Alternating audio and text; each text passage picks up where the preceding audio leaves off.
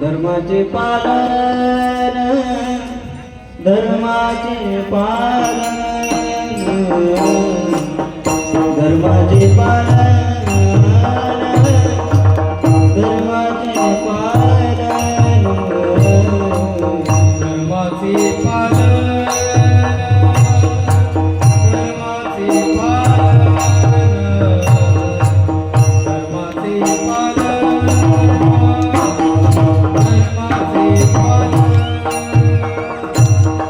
धर्माचे पालन धर्माचे पालन धर्माचे पालन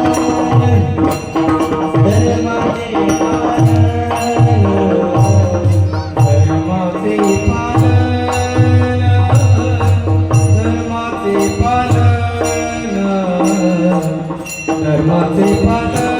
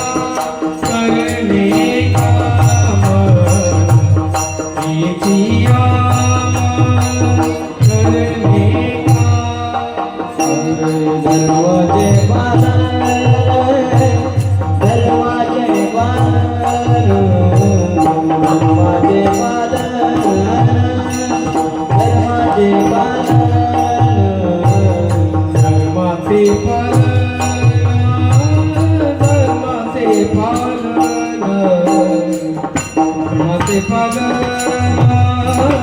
धर्माचे पालन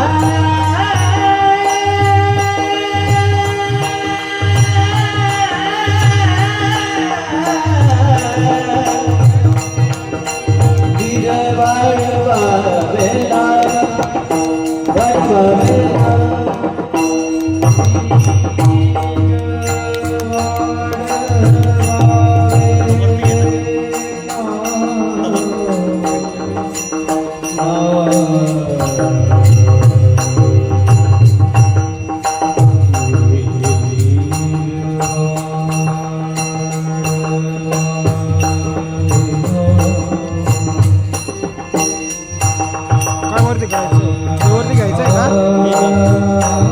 ही जातो हे वरती करावं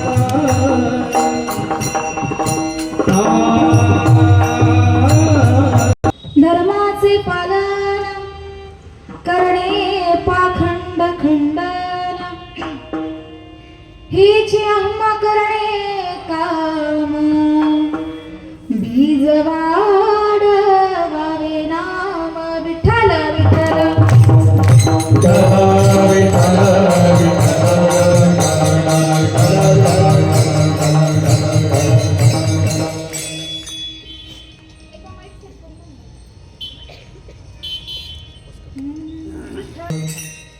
गजाननं भूतगणादिसेवितं कति कपीथ जम्बूफलचारुभक्षणम् उमासुतं शोकविनाशकारणं नमामि विघ्नेश्वरपादपङ्कजं शुक्लां ब्रह्मविचारसार परमाम् अध्यायं जगद्व्यापिनीं वीणापुस्तकधारिणीं वेदं जडन्तकारपहा हस्ते स्फाटिकमालिकां विदधति पद्मासने संस्थितां वन्दे तां भगवती परमेश्वरी बुद्धिप्रदां शारदां कर्पूरगौरं करुणावतं संसारसारं भुजगेन्द्रहारं सदा वसन्तं हृदयारविन्दे भवं भवामि सहितं नमामि मनोजवं मार्दुल्यवेगं जितेन्द्रियं बुद्धिमतां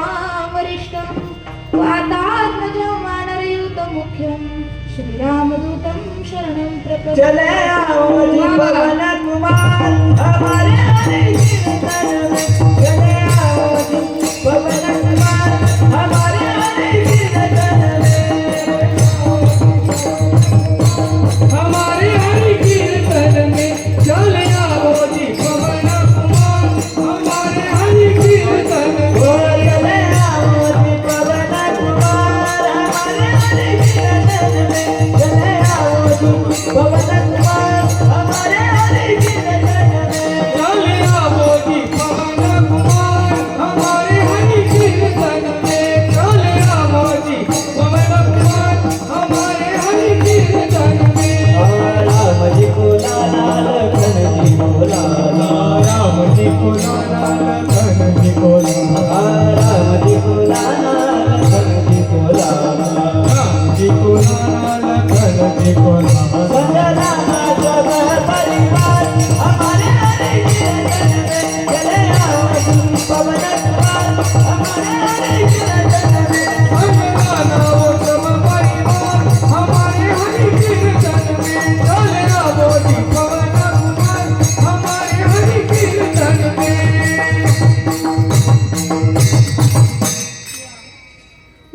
महायोगपीठे तटे भीमरथ्यां पुरं पुण्डरीकाय दातुं मुनीन्द्रये समागत्य तिष्ठं तमानन्दकन्दं परब्रह्मलिङ्गं भजे पांडुरंग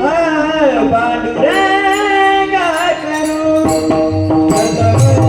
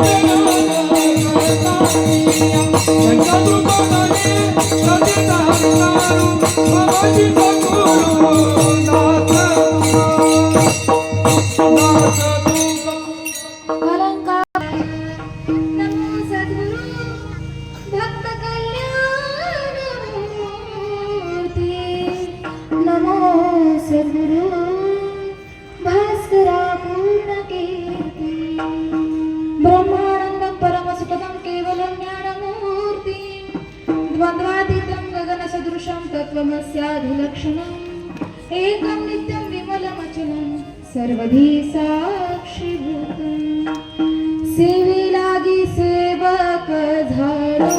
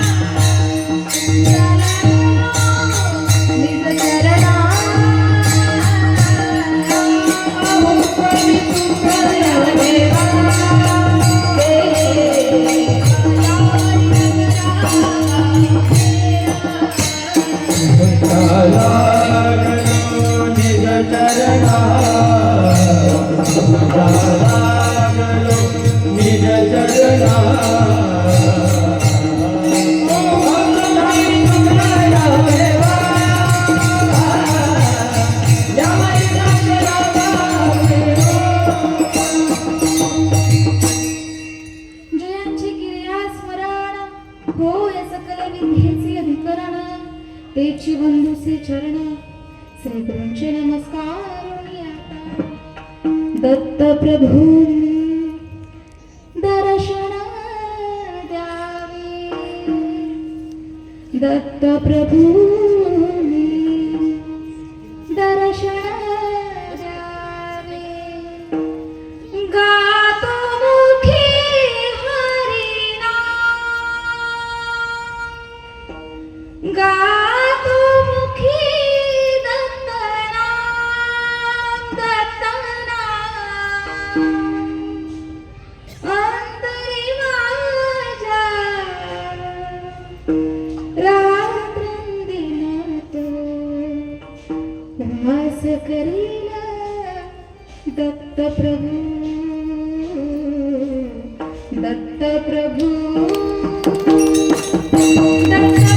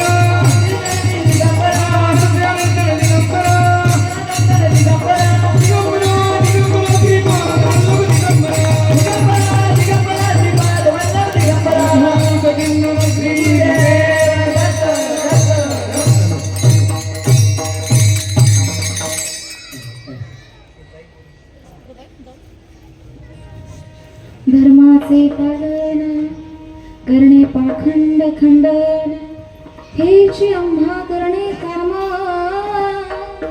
बीज घडवावे नाम प्रस्तुत प्राप्त प्रसंगी प्राप्तस्थळ कीर्तन रूपे सेवेकरता घेतलेला अभंग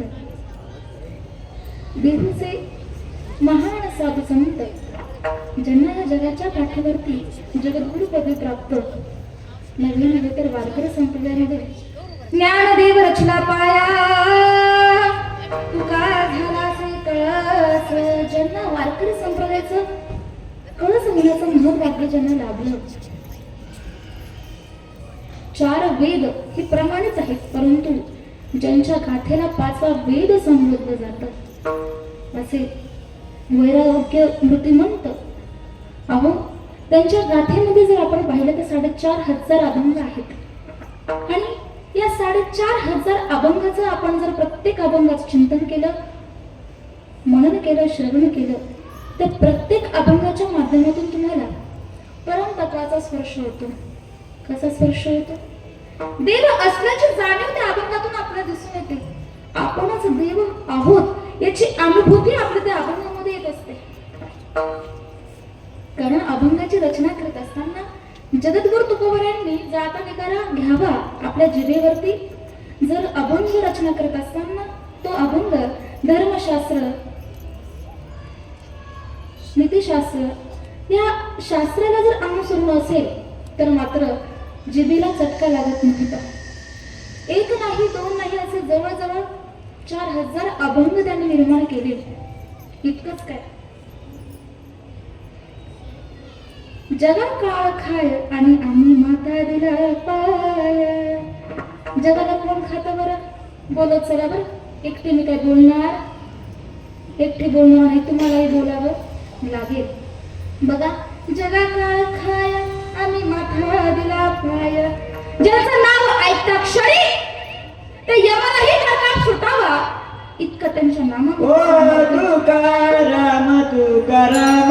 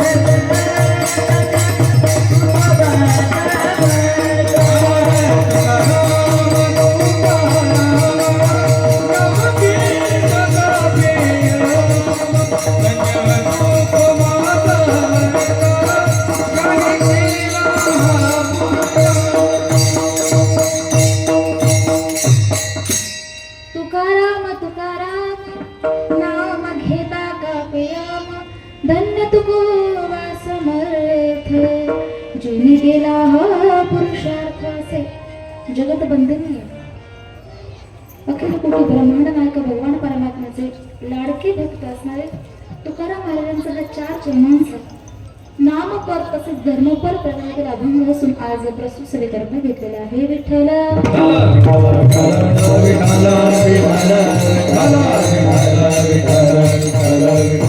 अभंगावर बोलण्यापूर्वी वारकरी संप्रदायाच्या नियमाप्रमाणे अल्पसहा पर्याय वक्त्याचे ते आज्ञा कर्तव्य आहे म्हणून अल्पाचा हा पर्याय द्यायचा तो असा की अखिल कोटी ब्रह्मांड नायक पंढरीश पांडुरंग परमात्म्याच्या असीम कृपा प्रसादाने आणि ज्यांच्यामुळे मी सर्व काही आहे असे माझे प्रातस्मरणी वैकुंठवासी परम उच्च सच्चिदानंदचे गुरु भगवान माऊली यांच्या प्रेरणेने आशीर्वादाने चालत असलेला अखंड ऋणाम सप्ताह, त्याचप्रमाणे श्री संत कृपा वारकरी शिक्षण संस्था कंचनपूर हरिभक्त परम दिनेश महाराज यांच्या मार्गदर्शनाने हा या सप्त्याचं या ठिकाणी आयोजन केलेलं आहे. त्याचप्रमाणे या सप्त्याची जी सप्ताह कमिटी आहे, इतकं सुंदर असं नाव या ट्रस्टला आहे. श्री अत्रिनंद सांस्कृतिक ट्रस्ट यांच्या कुशल अशा मार्गदर्शनातून, सहकार्यातून, नियोजनातून, आयोजनातून साकारलेला हा हरिनाम सप्ताह, या सप्ताहातील दुसऱ्या दिवसाचं कीर्तन पुष्प माझ्यासारख्या पामराला गुंफण्याचा बहुमान प्राप्त झाला. त्यामुळे संपूर्ण अत्रिनंदन सांस्कृतिक ट्रस्ट या सर्वांच्या चरणी एकदा नतमस्तक होते.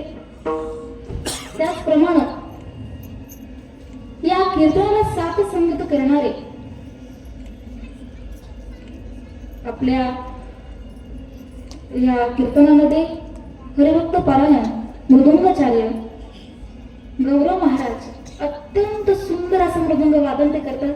कीर्तनकाराला काय लागतं खऱ्या अर्थाने ते त्या वादनातून आम्हाला देत असतात आणि तेच खरे कलाकार असं म्हणायला काही हरकत नाही. गोड असं वादन दादांचं आहे. एकदा जोरदार दादांसाठी एकदा झाल्या पाहिजे. खूप गोड वादन दादा, तुम्ही या ठिकाणी साथसंगत करता आलात, तुमच्याही चरणात नमस्कार होते. अगदी त्याचप्रमाणे उत्तम अशी हार्मोनियमची साथ करणारे आमचे आदरणीय हरिभक्त परायण युवराज नाना रावत, एकदा बाबांसाठी जोरदार टाळ्या. गोड असं वादन खरंच त्यांच्या साथीने खऱ्या अर्थाने माझा आवाज सुद्धा सांभाळून घेत आहे शेवटपर्यंत सांभाळा. त्याचप्रमाणे माझ्यावर बहिणीसारखं नित्यंत प्रेम करणारे आमचे हरिभक्त पारायण गायनाचार्य खरं त्यांना तिकडे सप्ताह होता, परंतु बहिणीच्या काळजीपोटी ते या ठिकाणी आले. आमचे हरिभक्त पारायण केदार महाराज मोरे हे देखील गायनाची साथ करण्याकरता इथे आले. त्यांचे एकदा अतिथीनंतर सांस्कृतिक ट्रस्टच्या वतीने मी या ठिकाणी त्यांच्या चरणात नमस्कार होते, आभार मानते. त्याचप्रमाणे हरिभक्त पारायण सूरज महाराज त्यांचेही अतिशय गोड आवाज तुम्ही ऐकला असाल. मग तुमच्या हृदयापर्यंत तो आवाज पोचता असेल तर एकदा टाळी झालीच पाहिजे. नमस्कार होते. त्यानंतर आमचे हरिभक्त पारायण तेही गायनाचार्य आहेत असे आमचे संदीप महाराज असतील.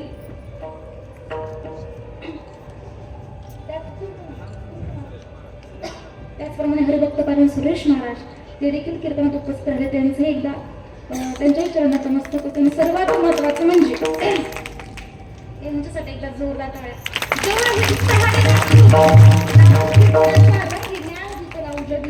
काय उत्साह असेल नाही बापू, काय उत्साह असेल यांच्यामध्ये. फक्त एकच हरिनामाचा प्याला यांनी पिलेला आहे म्हणून ऊर्जा ही एनर्जी त्यांच्यात दिसते.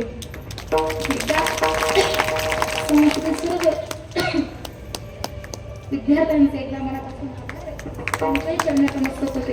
आणि सर्वात महत्वाचं म्हणजे आमचे हरिभक्त पारायण हरिविजय साऊंड सिस्टीमचे चालक मालक असणारे आमचे ओम दादा, अभिषेक दादा, अशी अतिशय गोड यांची साऊंड सिस्टीम आहे. त्यांच्याही चरणात नमस्कार होते. विठ्ठला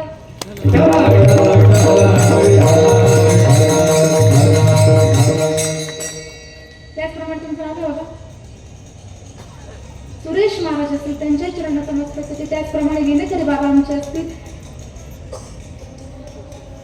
सुरेश पाटील, त्यांच्याही चरणात नमस्कार होते. त्याचप्रमाणे जे हे सर्व चित्रीकरण करत आहेत असे शूटिंगवाले कोण आहेत?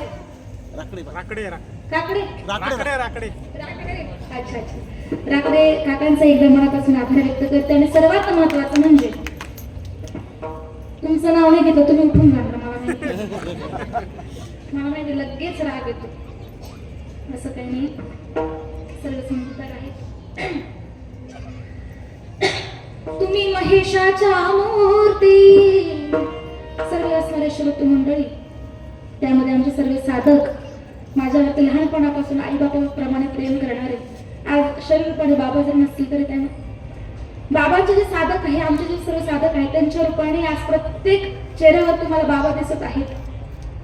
मोठ्या अंतकरणाने लेखीचे कीर्तन ऐकण्याकरता सर्व साधक मंडळी या ठिकाणी उपस्थित राहिले.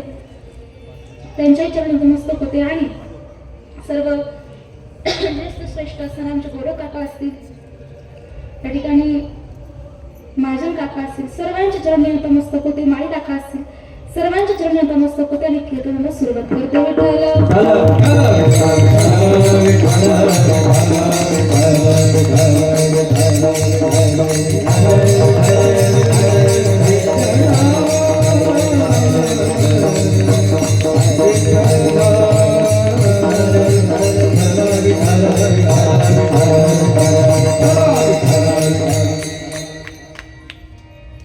सर्वांना प्रश्न असा विचारायचा आहे, कशा निमित्त आपण जमलो इथे? मी आधीच सांगितलं बरं, शांत बसायचं. कारण मला माहिती तुम्ही दिसता इथे जेवढी शांत बसलं ते अजिबात शांत बसलं लोक. तुम्ही बोलके मला माहिती, पण जिथं बोलायचं तिथं बरोबर बोलतात, पण जिथं बोलायला लावलं तिथं बोलत मारता झालं, तिथं बोलत कुशाल नाही म्हणताय तुम्ही, कुशाल नाही म्हणताय. बरं चांगली आपली चिठ्ठी मान्य करतो नाही का विठ्ठल.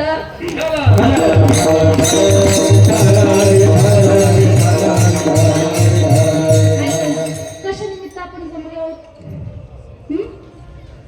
प्रभू दत्तात्रय सप्तासाठी जमलोच आहोत, परंतु याचं प्रयोजन काय? तर प्रभू दत्तांची जयंती आपण साजरी करतो. जयंती कोणाची साजरी करावी? सर्वसामान्याची जयंती साजरी होत नसते. एखादा महान पुरुष, साधू, महात्मा, ज्यांनी आपल्या जीवनामध्ये या मृत्यू लोकात आल्यानंतर अलौकिक असं कार्य केलेलं आहे, या समाजासाठी त्यांनी काहीतरी महत् कार्य केलेलं आहे, अशा महात्म्याचीच त्या ठिकाणी जयंती साजरी. जयंती म्हणजे त्या दिवशी अवतीर्ण होणे, प्रगट होणे. त्या दिवसाला आपण काय समजतो? जयंती.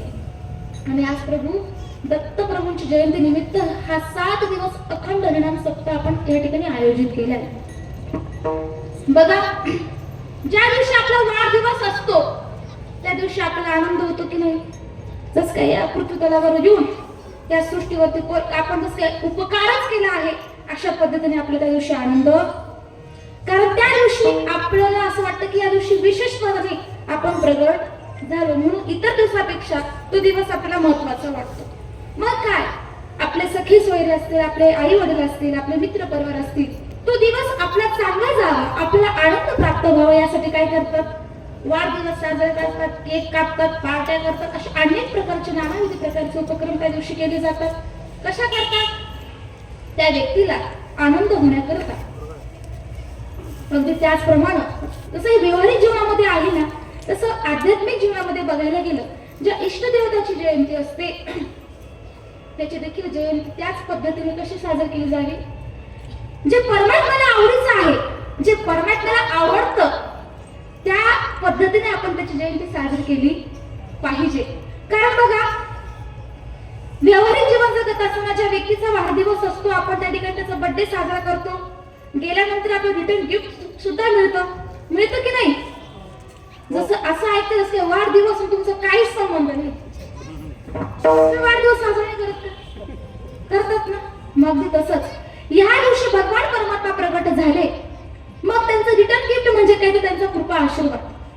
ही दत्त जयंती म्हणजे आध्यात्मिक संबंध आहे. कसा? देव, साधू, संत आणि शिष्य, भक्त या दोघांमधला हा सहसंबंध असा आहे की त्या परमात्म्याची जर आपण उत्साहाने आनंदाने जयंती साजरी केली, कारण भगवान परमात्मा उत्सव मूर्ती आहे, परमात्म्याचा उत्सव साजरा केला, त्याचा नामघोष त्या ठिकाणी केला तर भगवान परमात्म्याला ते प्रिय आहे. मग देवाला काय आवडतं बरं? त्या दिवशी त्याच्या आवडीचं करावं, जेणेकरून तो त्या भक्तावर, त्या शिष्यावरती कृपा प्रसाद करतो, कृपा आशीर्वाद त्या भक्ताला देत असतो. मग असं नेमकं काय साधना केली पाहिजे, काय भक्ती केली पाहिजे की दत्तप्रभू असतील, आपले साधू संत असतील, ते आपल्यावरती खुश होतील. काय आवडतं देवाला? आवडे देवासी तो ऐका प्रकार नामाचा उच्चार रात्रंदिन नामाचा उच्चार रात्रंदिन तुळसी माळ गळा गोपीच्या नद्या तुळसी माळ गळा गोपीच्या नद्या. त्या दिवशी देवाला काय आवडतं हे आपण केलं पाहिजे. देवाला काय आवडतं बरं? त्याचं नामघोष केलेलं आवडतं. गळ्यात तुळशीची माळ असली पाहिजे, कपाळावरती गोपीचंदनाचा टिळा असला पाहिजे. असं असल्यानंतर भगवान परमात्म्याला आनंद होतो. अजून काय आवडतं देवाला? हे चिठोर भक्ती आवडते देवा, हे चिठोर भक्ती आवडते देवा, संकल्पावी माया संसाराची. त्याला भक्ती आवडते कशी? या संसारापासून अलिप्त राहून त्याचं चिंतन केलं देवाला फार चित्तात तुमचा संसार असेल म्हणजे आता विठ्ठल